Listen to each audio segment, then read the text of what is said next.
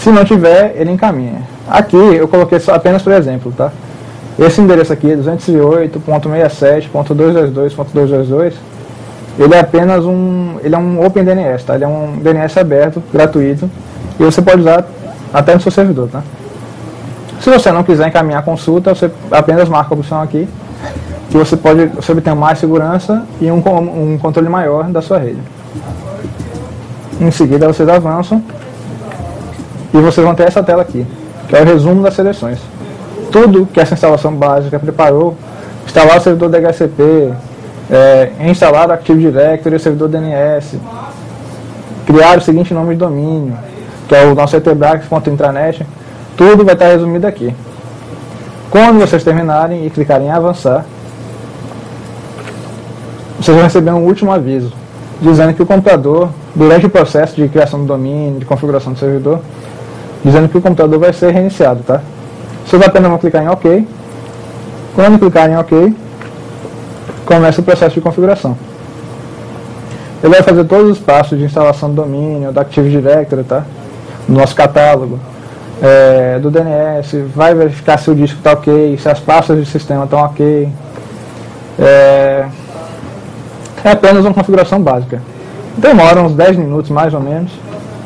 Quando estiver terminando, vocês vão ver essa tela aqui.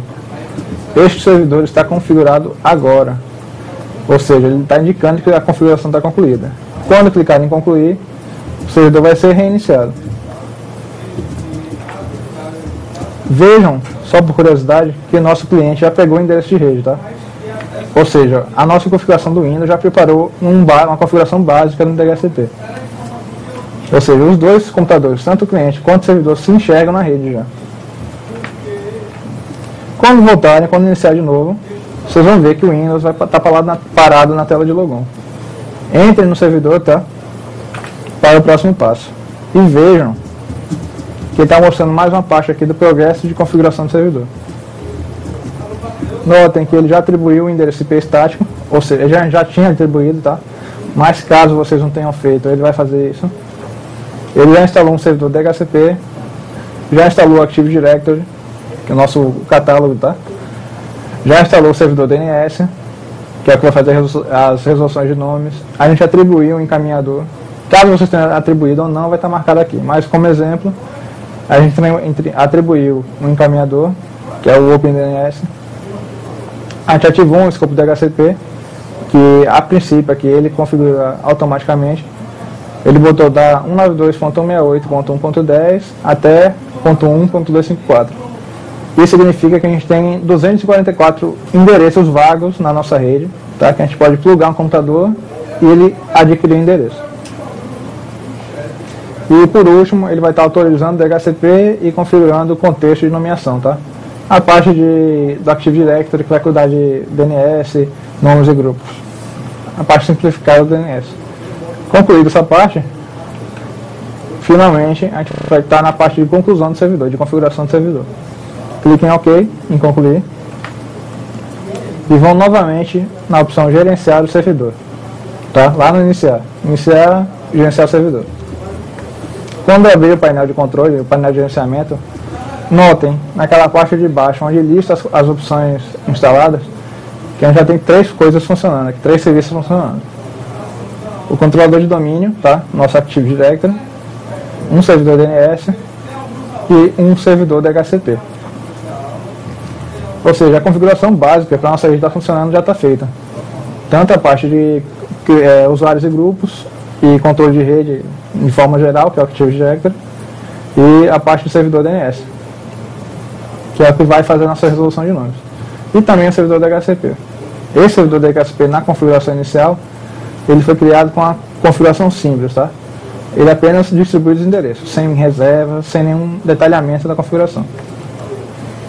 Feito isso, vocês podem fechar essa janela. E o básico é isso, pessoal. A configuração básica do servidor, se ele tiver virgem, ou seja, se ele não tiver nenhum serviço rodando, é essa. Vocês vão colocar. Esse recurso pode ser instalado depois, como a gente vai ver agora. Pode ser instalados um a um, ou pode ser selecionados quais que você quer e quais que não quer. Às vezes você tem um DHCP fornecido por um outro servidor. e nesse servidor você não quer colocar. Aí você pode fazer isso, tá? Vamos só dar uma olhadinha na nossa atividade antes de seguir para a parte prática, tá? O que vocês vão ter que fazer? Configurar um servidor básico, de acordo com o que a gente viu aqui e o que a gente vai ver agora também, na segunda parte da nossa aula, que contenha o DNS instalado. Não precisa estar configurado nenhuma configuração avançada, tá, pessoal? Basta estar instalado. O DNS, que é a nossa resolução de nomes. O DHCP, que vai fornecer os endereços para os nossos clientes de rede. E o Active Directory. Tem que ter esses três básicos. Como vocês viram, é bem fácil de instalar. Em seguida, vocês vão detalhar, através de um relatório, a apresentação de slides ou vídeo, tá? Todos os passos efetuados, todos os passos de configurações efetuadas. Eu entendi que nessa primeira atividade, na segunda atividade que a gente teve, foi mais complicado. Mas eu dei uma simplificada agora. Quem tiver como, faça através de um vídeo, faça na máquina virtual e faça o relatório. Quem não tiver, faça através de um colega seu ou faça simplesmente relatório. Sente do lado do colega seu que tem a possibilidade de instalar o servidor, veja como ele está fazendo e vai fazendo do seu jeito. Vai fazendo da sua forma e do seu contexto, tá? Faça o relatório completo e mande para o AVA. Vamos lá, Pedro. Só as observações da nossa atividade é que o prazo de entrega é para o dia 20 de maio, próxima quinta-feira, até às 12 horas, tá? Podem utilizar o material de apoio e eu estou sempre postando links, postando materiais de ajuda lá no fórum, tá? Utilizem softwares de apoio também.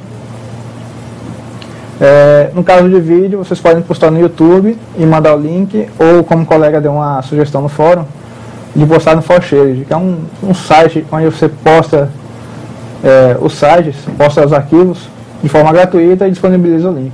Pode ser lá também. E por favor não copiem, tá? Para não perder a nota. Vamos agora para a nossa parte prática.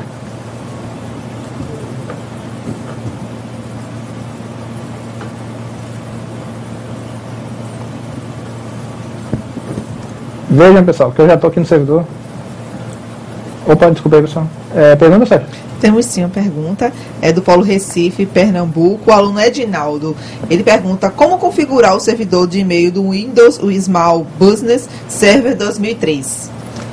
Edinaldo, essa parte de configuração de e-mail está um pouquinho fora do nosso escopo, tá? A gente está oferecendo aqui só a configuração básica da rede. Mas poste a pergunta no fórum que eu te ajudo lá, te dou um auxílio lá. Ok? Mais perguntas, Sérgio? Não tenho mais dúvidas. Continuando, pessoal, volta aqui, por favor. A gente está de volta aqui no nosso servidor. Nós vamos logar nele, tá?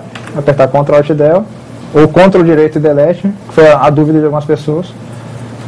E em seguida, nós vamos colocar a nossa senha, que é Etebrax cifrão ADM, e vamos logar no nosso servidor. Vejam. Só um minutinho, pessoal. Vejam que a minha rede aqui está desconfigurada. Eu estou com a conectividade nula ou limitada, tá? O que eu vou fazer? Eu vou dar 2 cliques aqui no ícone de rede e vai me abrir aquela janelinha de configuração básica, tá? Vejam que tem aqui, conectividade nula ou limitada.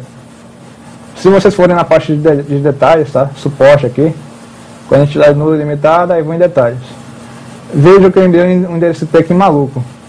Esse endereço IP é padrão dos Windows, tá?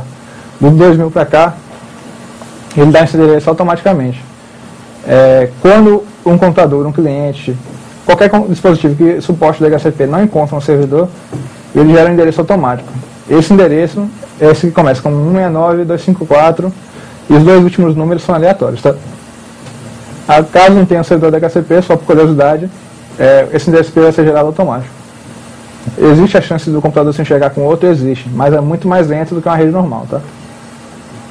Só voltando, na nossa guia geral, vocês vão clicar em propriedades, lá embaixo, e vai abrir aquela telinha de propriedades da conexão local, tá?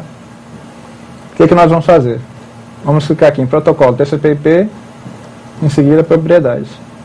Vejam que eu estou com a configuração de obter endereço automático, tanto de IP quanto de DNS. O que a gente vai fazer para configurar o nosso servidor? Somente o servidor, tá? Vamos marcar a opção para colocar o endereço IP manual. E onde está o endereço IP, vocês vão colocar 192.168.1.1. Este endereço que a gente colocou vai ser o endereço do nosso servidor, tá?